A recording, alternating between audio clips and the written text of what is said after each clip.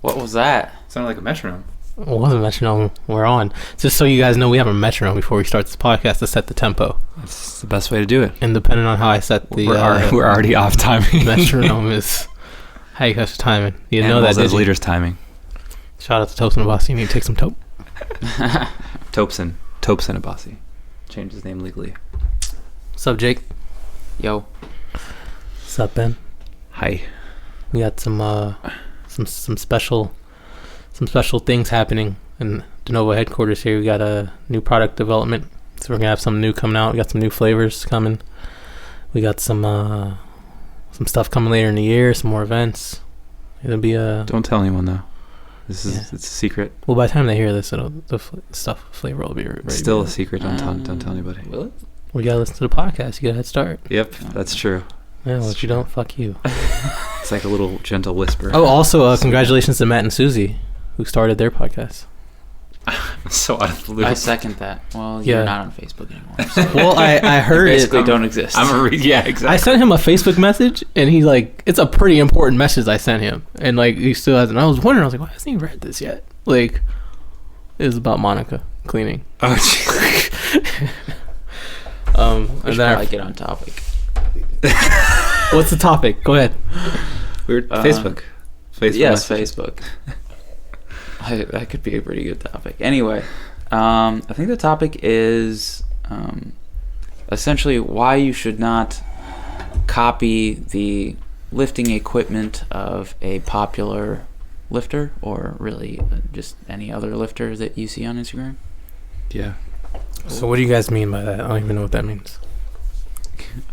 I don't know. I guess one of the first things I was gonna say is like, so what exactly do we mean by equipment? Like, what are we talking about? So I guess I think most of the people that are listening to this are going to be very interested in squat shoes. Like, I feel like I see that question all the time. Like, how do I know which squat shoe to buy? Like, what heel height should I have? So squat shoes, things like wrist wraps, knee sleeves, your belt, obviously. Yeah, I think it's probably good to start with developing a hierarchy of importance.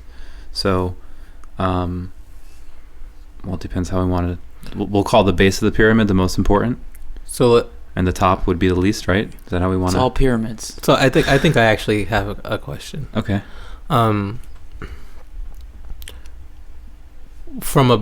I guess the foundation of all of this is like, I guess it could be more of a kinetic question.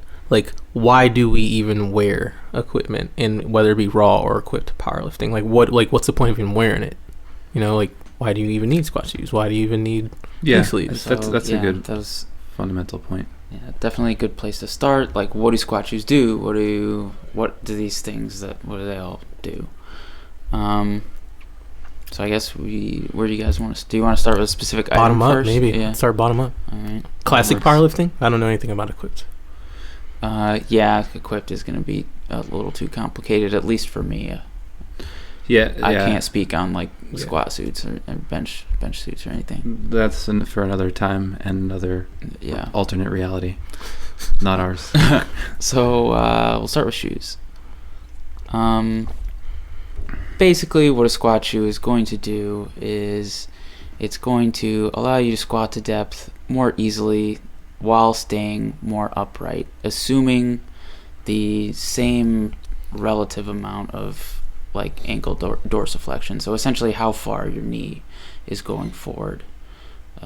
So you should be able to stay more upright at depth with a heel. The higher the heel, theoretically, the more upright you should stay. And the less, basically, they've done studies where they'll take like the difference from the bar, like, and then anything before that, like anything anteriorly, and then anything posteriorly, and they call that collectively the trunk lean. So effectively it's decreasing trunk lean In the torso hinge. Yeah, basically. Right.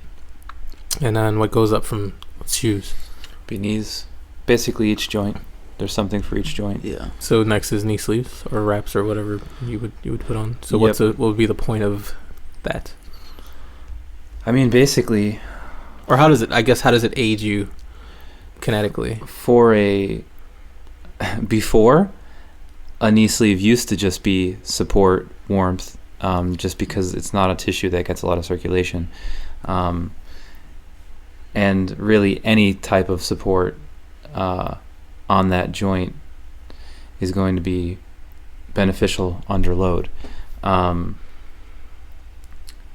Now, though, knee sleeves have become more like wraps as the progression from Tommy Kono to Reband to now SBD, and then Mark Bell's SBD and Mark Bell's are more like a knee wrap almost. Yeah. The difference is obviously the material. So like when you have something that's more elastic, you get what's called a greater coefficient of restitution. So basically all that means is like if I were to fire a rubber bouncy ball off the wall, the more it returns to its normal state, the more it's going to rebound, the further it rebounds. Right. So like something that has higher coefficient of restitution usually gives more rebound. So a knee wrap will have a greater, since it has actual elastic in it, that's going to give you more rebound. Whereas sleeves aren't made of that, they're made of neoprene. Right. So you're not really going to get very much. Thick neoprene. Exactly. So the rebound effect is going to be low. However, definitely more support. To some degree, I don't know. I can't state that. I'm not even going to go down that path. Basically, knee joint stuff for a raw lifter is support based. Right. Yeah. Then moving up, I guess belt. Yeah, belt. What do you say about belt, you dingus? You dingus. Basically, belts for hunks. Dingus. Basically, it's still the same concept, like support and stabilization. So as long as they're basically in the lifts, the load or the force has to travel through your torso, which has to be a stable segment. If you brace against your belt, which is what the whole point of the belt is, if you're not bracing against it actively, it's not really doing much. You get some blood pressure increases. It's going to increase the efficiency with which force can be transferred through your torso. So if you're squatting and you're pushing against the floor, the ground reaction force, I guess, would have to go through you and then back up into your body and into the bar. And a lot of people lose that in their midsection in the belt. Yeah. It helps reinforce that. Is that even right, ground reaction force? Is that what it would be? No. Yeah? Well, yeah. I mean, if you're pushing down on the ground, the ground has to push back, so... Moving up. Gotta double check myself. Yeah, I know. I guess wrist would be the last kind of raw thing. Wrist wraps. And then helmet. Yeah, dude. Awesome. Shit. Dude, if like powerlifting would be so much more dope if we had helmets. Like there are lifters who used to headbutt the bar. Wow. Yep. That's stupid. You could be purposely reckless with a helmet. Yeah, dude. It would be funnier. People, you could put like stickers on it. Yep. Shit. Oh man. And then wrist wraps. Well, wrist wraps and then singlet. So wrist wraps, like I actually remember years ago, like seeing like actual like data on wrist wraps that it does make like a huge difference. I don't remember where what I read, but this was a very long time ago. But I know wrist wraps are like the one piece of equipment that are like universally kind of just like a fact that it does help you a shit ton. Yeah, I mean, again, it's a joint that. Gosh, my mind's in the gutter. It's a joint that 420 would benefit from making it less mobile, because obviously the more mobility you have under load, the more it's possibility. Like a belt for your wrist. Kind of. It's like it's the same concept as a knee sleeve. However, the difference is in your wrist, because of the way that your flexor tendons run, you can actually preload them, and you get passive grip benefits from that. So something like a bench press or a deadlift, right. You'll see people wrap up for deadlifts sometimes. And their fist closes already just standing there. Exactly. So if you wrap a grip tight enough, you can actually get some passive grip benefit. That I have I'm not aware of any data or anything on that. There may be, but most likely not. But you can see that phenomenon for yourself, even if you just squeeze your wrist. Exactly. It's the idea with carpal tunnel. It's like when you lose the tunneling for those tendons, you start to kind of get. My mom has that. Yep. Really? Yeah, it sounds pretty irritating. She's a teacher? Does she type? Well, she used to be, she used to clean teeth. I forget the technical term for that. Or dental hygienist. Mm. Then singlets, that's about it, right? Yeah, and that would be the same concept. Be more aerodynamic, basically. Plus the helmet. Right. Gotta know what you're doing. Well, sorry, go ahead. Anything on singlets? I was just going to say the concept is the same. It just doesn't really apply to a raw lifter. Like if with a geared lifter, obviously you can have a different material that's tight, gets more, rebound. With raw, yeah, you have thicker suits, but there's zero. It's like cotton or, spandex and super thin. So, I mean, maybe you can show off your junk a little bit better, but that's like not any lifting benefits. So, the point of equipment, I guess, in the title, or as the topic of today, is why you shouldn't copy the equipment of kind of your favorite lifter or a popular lifter.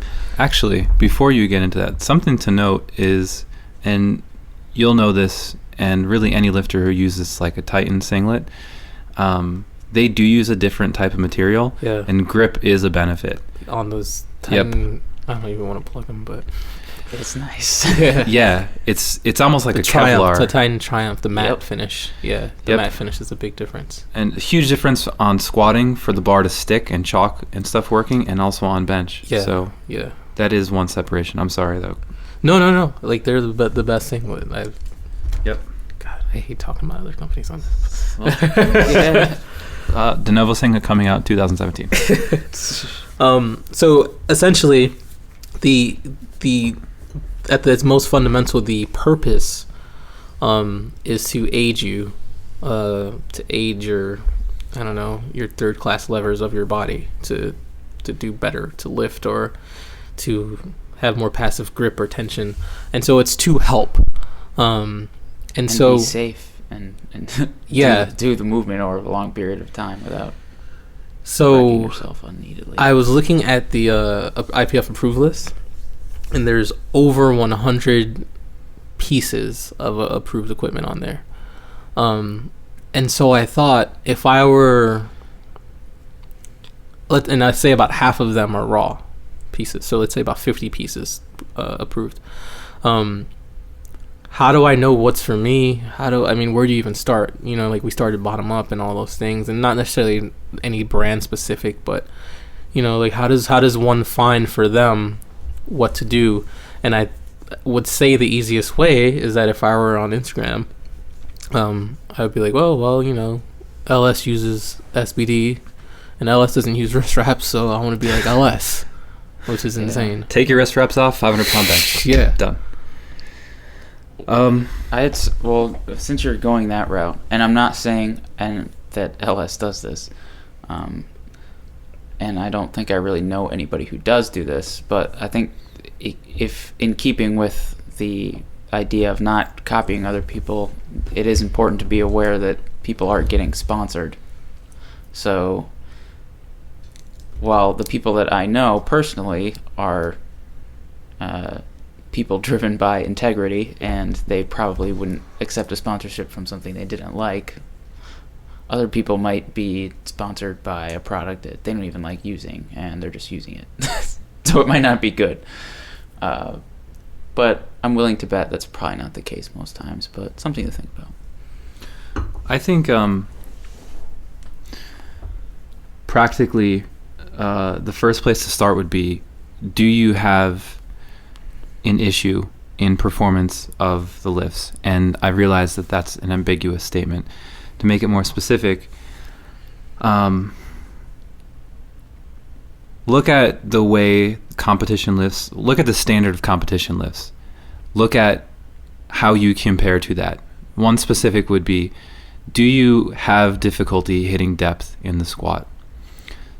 So first case scenario, or first starting point is you've obviously, if you've gotten to this point, if you're hearing this podcast, you've started trying to squat, most likely. Usually most people start in a running shoe or some completely outside the realm of, relatability to lifting shoe and they lift in it. Usually they get to a flat then from the running shoe because, I don't know, that Louis Simmons said it or they heard it on some article or something like that. So I think that's a good starting point. Can you squat correctly to competition standard in a flat?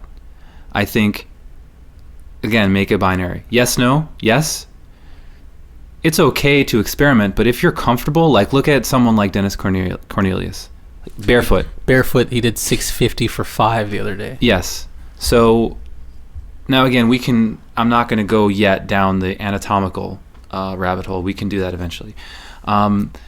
If no, then try out a heeled shoe.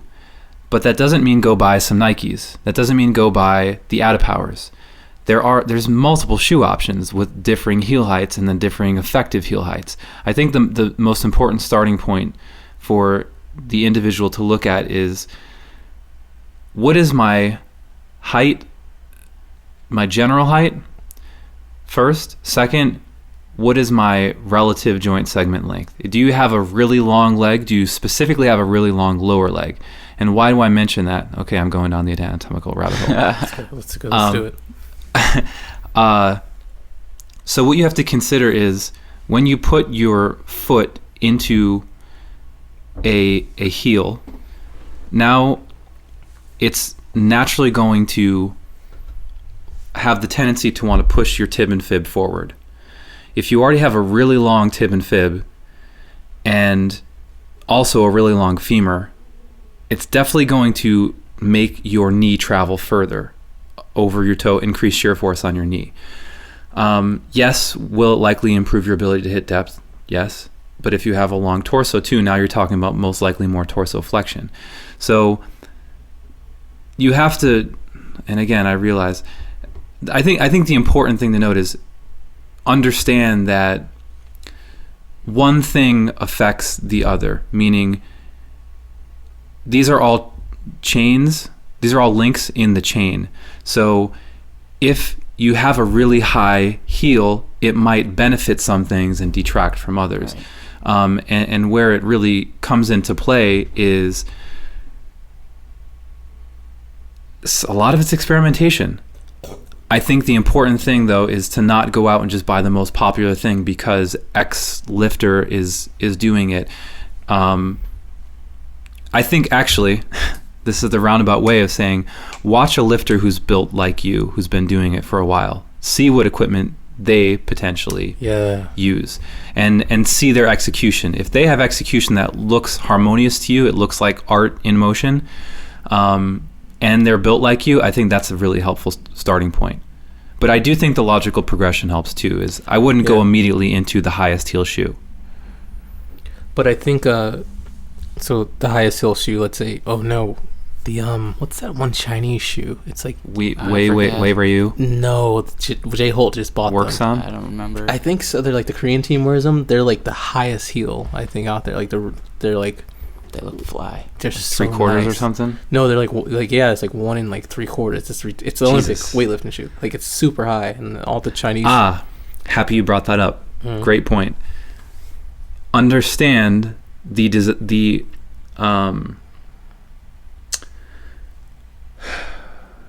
damn it, intended application by the manufacturer of that shoe. Mm-hmm. So something to realize with something like an Adapower is, and what you'll notice is if you look at the back of the shoe, look at if it runs flush to the end of the shoe or if it extends beyond. With like a lip on the outside of it. Exactly. So like an Adapower with those PVC formed heel, you'll notice that it actually extends beyond the end of the shoe. The reason for that is... And the Romoleo does as well. Yep. That is intended for Olympic lifting. So not only do you get a much longer base of support, but it's made for when you catch an overhead lift that you have more stability area there. Exactly. Also, a higher heel is going to help you do that. The more you pitch the weight forward, you're countering the force that's actually going backwards. So now I'm not saying an Olympic lifting shoe is a bad idea for a powerlifter. If you squat Olympic style, a lot more upright of a torso. Yep. And like, honestly, best example is Bryce. Yeah. Like Bryce has a high bar classical squat. A high heeled shoe would probably most likely work for him because he also has short femurs. Exactly. But there's an old lifter too. I forgot what his name was, but he had a Olympic style squat, used Olympic shoes, worked out really well. Right. Some guys like Ray Williams can use wrestling shoes. Untied. Yep. And just like Dennis, barefoot. It doesn't mean they're wrong. So I think sort of my question for that, and it's almost what I struggled with too when I first started lifting. It was that I had to overcome the psychological effects of wanting of certain equipment that I wanted, because like I don't use a lever belt. It's just, for me, like, it's just not good. But I wanted one because it looked good, and that's what everyone did. And I wanted to wear Romaleos because everyone did. And so it's like every other sport I've participated in, like when I played basketball, I had no problem buying the team Jordans, and I just wore them because I wanted to feel psychologically like Jordan. And I like baseball. I remember when I first bought my first steel bat, like I wanted to feel like those and it felt psychologically and mentally like I had that confidence of them. But I think in this sport, since we're talking about a like biomechanics specificity, like you may be a little upset if you can't wear the cool added powers or you can't wear the cool Romaleos. So like, I guess how do you overcome that mentally to like a new lifter who follows a lot of these big lifters, man, and they look cool and they just want to be like them, but unfortunately you have to find your own shoe or sleeve or wrist wrap or style that. Well, if you start training and you have that shoe, and those are usually like $200 shoes, they tend to be the more expensive ones. Yep. And it's not really suitable to your structure, or I guess what squat pattern feels most comfortable to you. You're gonna probably get frustrated pretty quick. Yeah. So, I mean, regardless, you're gonna find out. Like, if you want to squat more and the shoe is stopping you from squatting more, it's not gonna take you very long to be like, well, screw the shoe. If powerlifting is what you want to do. I think I want to try to linearize my response to one straight line. I think one aspect of it is psychologically, sometimes people feel like they're inherently wrong because they use a different shoe than the person that they look up to. And I think that's wrong if you're constantly convincing yourself out of, well, this person wears this shoe, but I wear this one. And you keep wanting to switch to that. I think, and this now feeds into the other point that I wanted to make, is I do think you can sense when something just doesn't feel like it's flowing with you. Like if I put me, who's 6 foot, on a child's bicycle, I'm gonna feel cramped and uncomfortable. Like it's just not gonna feel right, and I'll feel better on like a mountain bike. So, and specifically for like a squatting shoe, you can feel when it's forcing you into an arch or when it's forcing you into some kind of funky position that's just not meshing for you, or like maybe your tendon will catch, or you'll feel these little sensations that just feel wrong. And sometimes when you get the right shoe, it just flows. Like the movement feels better, right? Better. But this is difficult, but it has to be noted because it's somewhat contradictory. Don't expect with heavy load that if you're switching shoes, don't expect it immediately to feel night and day different, or your numbers to go up, because you have adapted a motor pattern to that old shoe. But with a light load, you will feel the difference. And so this is something I actually see all the time. It will be someone's equipment forcing them to lift in a certain style, and that style is injuring them. And they say, well, I've gotten this far off of this style and I've been doing this, and I don't want to start over from scratch. Like, you remember, Ben remembers, like, when I had to reset my whole squat, like, I literally had to, I didn't even know, dude, I couldn't even do 315, like, and it sucked sitting out for like 8 months rebuilding a squat, like, not hitting heavy numbers. So I think it's like, I don't know, I don't want to say it's, how do you take, I don't know, I guess you can't tell someone how to take good advice, you either do or you don't, but it's also hard too, having to start over with, like, it's not like any sport. It's like a piece of like a belt can make you start over by having to go with a bigger belt or a smaller belt or something like that. And I just think, like, I wish there was a piece of information that I could say, that I could tell people to make the transition easier, but in reality, it's just not. Like, it's just not an easier transition when you face the facts and you realize, like, these shoes are wrong, or these, like, I remember the first time I wore wrist wraps, they're probably like 36-inch wrist wraps or something like that. And I knew I never even felt a wrist wrap, but I knew from the first time I felt it that this doesn't feel right. Yeah. You know, I just knew right away. Like, I use like 16 to 14 inches or something like that. But it just took me a while to figure that out. And so I think, like, imitation is the highest form of flattery. Like, that quote, like, kind of fits in well here. Like, well, I do think you have to experiment to some degree to find this out. Like, there's nothing that we could say in this podcast that can solve all of your problems and make it an easy solution. However, I do think the important thing to take away potentially from this is that maybe there's some things you weren't thinking about before that perhaps we've helped you be more cognizant of. But there is absolutely at least a 50% component of trying things out and being willing to take one step back to take two forward. That was one of the questions I was going to ask, like, at the outset, was like,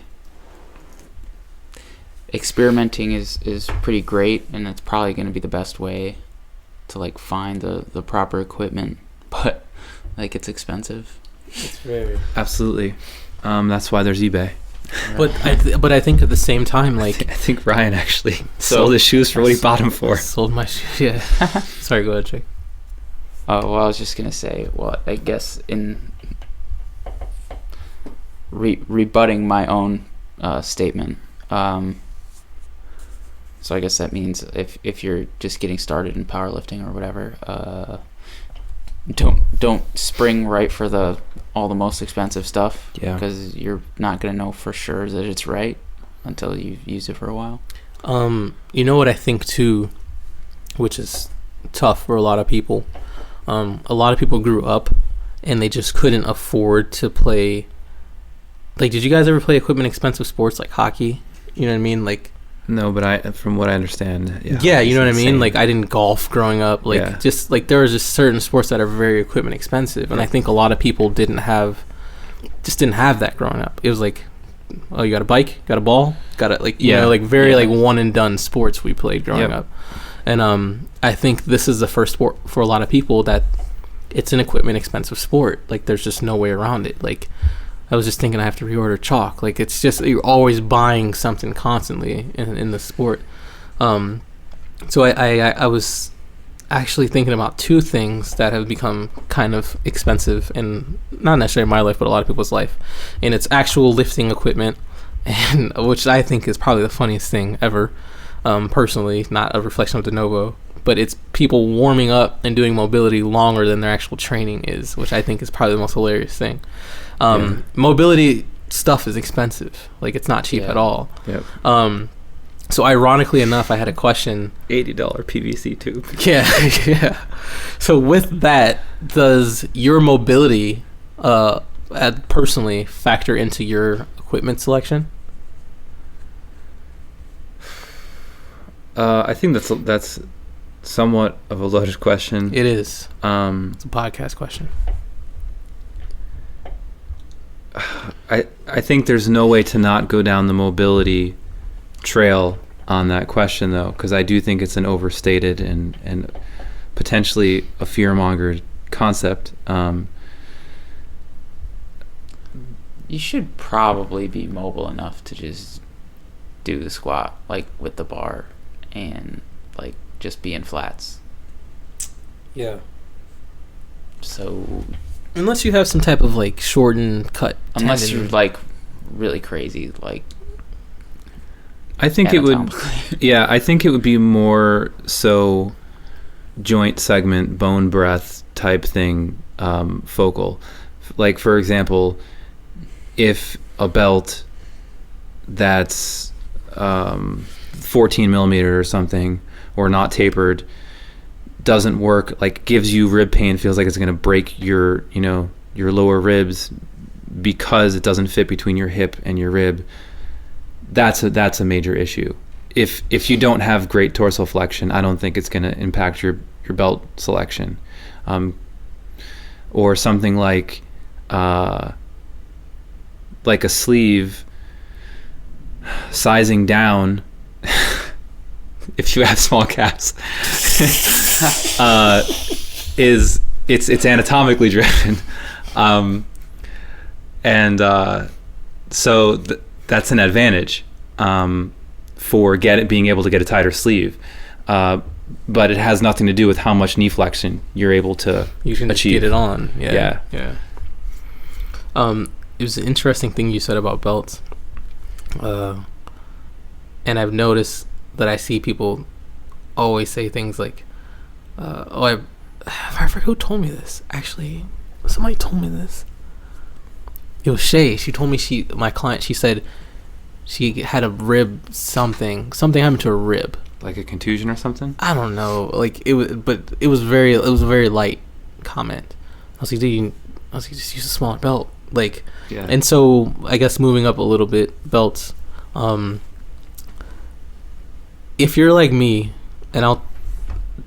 if you get fat on a very and you fluctuate in the day, like I cannot ever use a lever belt ever, because I wanted to use one, but the reality is that if I squat in the morning versus like 2 meals later, pre-poop or post-poop. Yeah, exactly. Like I am just way off in size and adjusting, and I found that like when I did use one, I had like half and half on comfortable and comfortable training sessions, because I was just using one same size on my waist over and over. Like, have you ever had any issues with that? I mean, yeah, I've experienced when I was using the DN one in the garage, like just being tighter than I would like it, and fiddling around with screwing it and unscrewing it. That's the advantage of not having a lever. You can change the hole really easily. Ben, you seem to use one comfortably. Like, yeah, I don't know. I guess I don't get that much variation, but I also I never really train like immediately post meal. Usually I would be pretty fasted for a few hours, so by that time my waist measurement's pretty consistent. Also, I think belts have a lot to do in selection with torso length. Like I can't use a large belt because I just don't have enough torso. Like it's going to like destroy my rib. Mine are destroyed. Just have lines all over your ribs. I do. Yeah. I remember that. Wrist straps are not really any like.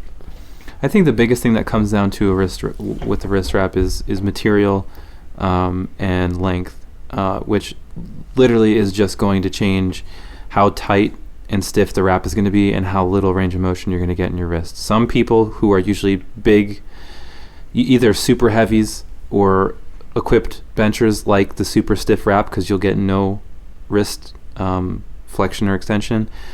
And then I really can't say whether it's raw lifters or not.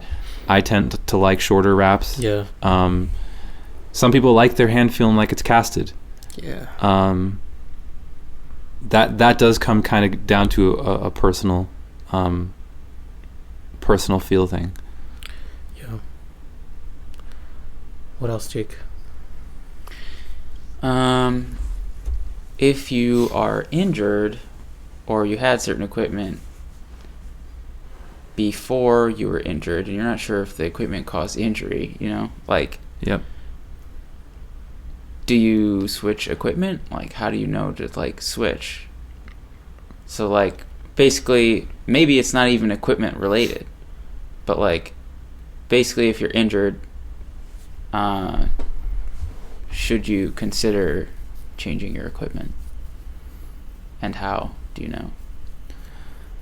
Man, I think the best thing for someone in that scenario is probably consult with somebody who knows about movement. Mm-hmm. Right. And definitely have something on file for them to see your movement, or do it with the equipment in front of them, or teach yourself, but this is going to be a little bit longer path. Because if you have a very specific pain in a specific area, for example, like, I don't know, medial aspect of your knee or something, because your shoe forces you into some type of arch and it gives you like knee, I don't know, valgus or something like that, you can see that. You'll see someone's knees, caving at some portion in the squat or something like that. Something I do actually want to really briefly touch on is material of the heel in a shoe too. Yeah. I do think that's really important to note. That's especially what I hate about the power lifts. Yeah. What is the most popular, and it's honestly the best because it is the stiffest material. You have now, I forget what the material that is called, that it's almost like the stiff foam type stuff, and then you have the plastic, like polyurethane or something like that, or whatever it is. I think mine have like acrylic in them. Yeah, they're getting all different types of crazy shit because it's cheaper to mold plastic than it is to have someone hand make wood. But if you look online, you'll find that the older wooden heel shoes are like collector's items now, and people who have them don't sell them, and the ones who do sell them, they're like $600. They feel amazing though. Yep. It's like, it feels like a pair of like Clark's, like just a pair of it feels like a pair of like fine Italian shoes. Yeah. When you wear, like, the wood just feels, it's firm but soft at the same time. Yeah. I think the big thing to notice, I've never experienced this personally. Actually, I have with one shoe, and it was the old version of the Reeboks. The Reebok CrossFit somethings. But if you feel the shoe actually compressing under heavy load, it's not something you want to feel in a squat. It shouldn't really be a super comfortable padded shoe for you. But usually the bigger brands, there aren't those issues. But I've never heard of somebody cracking or breaking a plastic shoe. But wood is pretty much, in my own personal anecdote, but also in everything I've read from Olympic lifters, and old school powerlifters, like, wood is the fan favorite too. So that's ironically enough with the title of this podcast, like, that's a personal struggle of mine. Like, I almost impulsively want to buy those Asics that have the wooden heel. Oh yeah, like the Tigers. But I know they're like 1.25 inches, and I know I can't squat with those. But I still want to buy them. Yeah, we could shave them down. That's what I'm thinking. I'm like, I can figure out how to shave it down. Like, it's not that hard. Yeah. So, and that's the thing. I'm like, man, I just want to get these, and I'm shave them down. Like, what if I try to shave it and it's not perfect? And it's just like, and I still want to be a dummy and spend $300 and whatever the shoe costs, or something like that.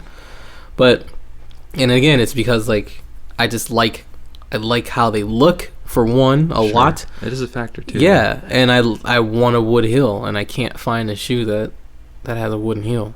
But I don't know. What do I know about squat? Craigslist, eBay. What else you got? I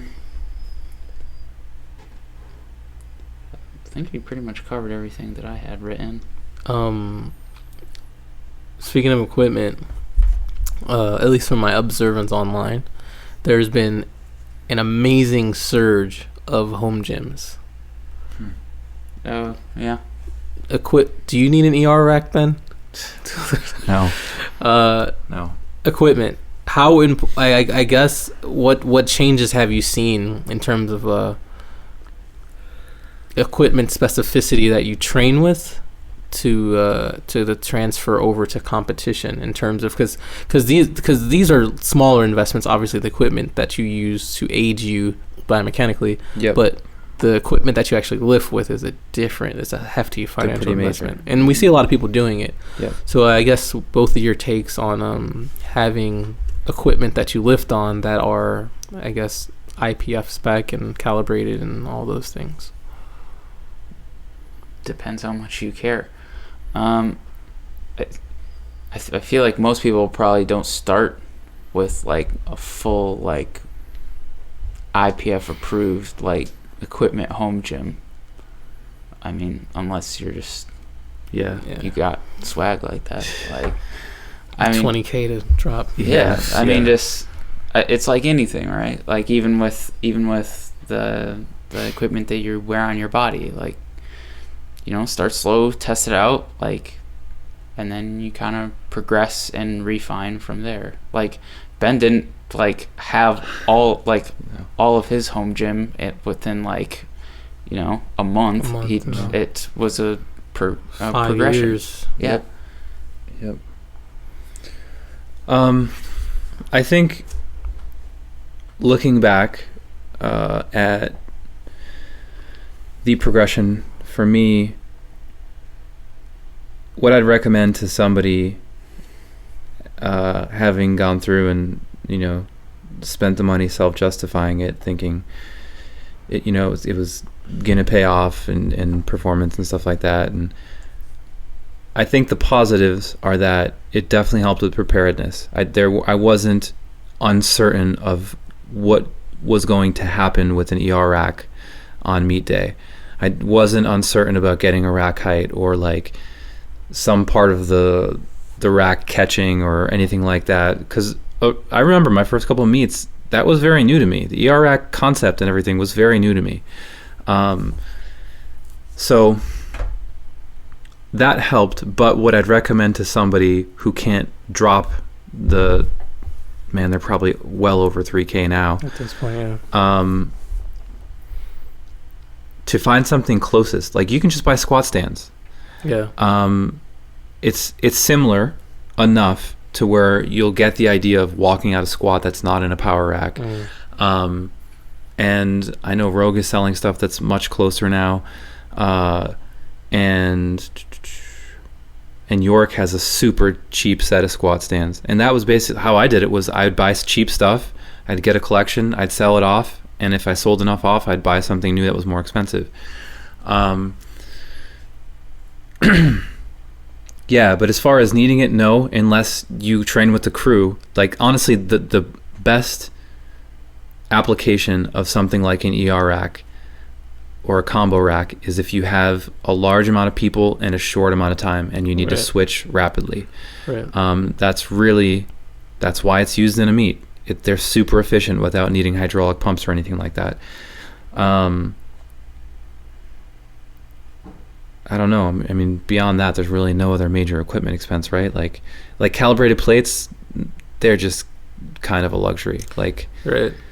But I have seen people training with I guess a lot of people, especially that, what's that bar that's really popular, that Ohio Power bar they came out with, and a lot of people, it's like, it's definitely within people's price range. And like, I would say if there's any piece of equipment that does make a difference, it is the bar.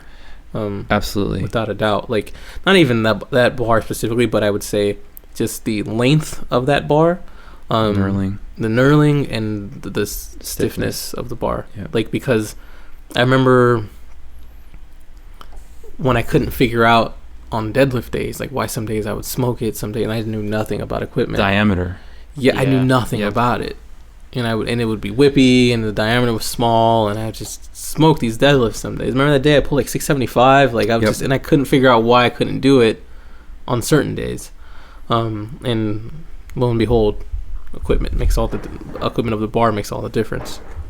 I would urge people to look before impulsively spending, because Yeah. there's Yeah. so before it was basically Ivanko, Aliko, and ER. Now, like, Rogue wasn't even in the powerlifting game.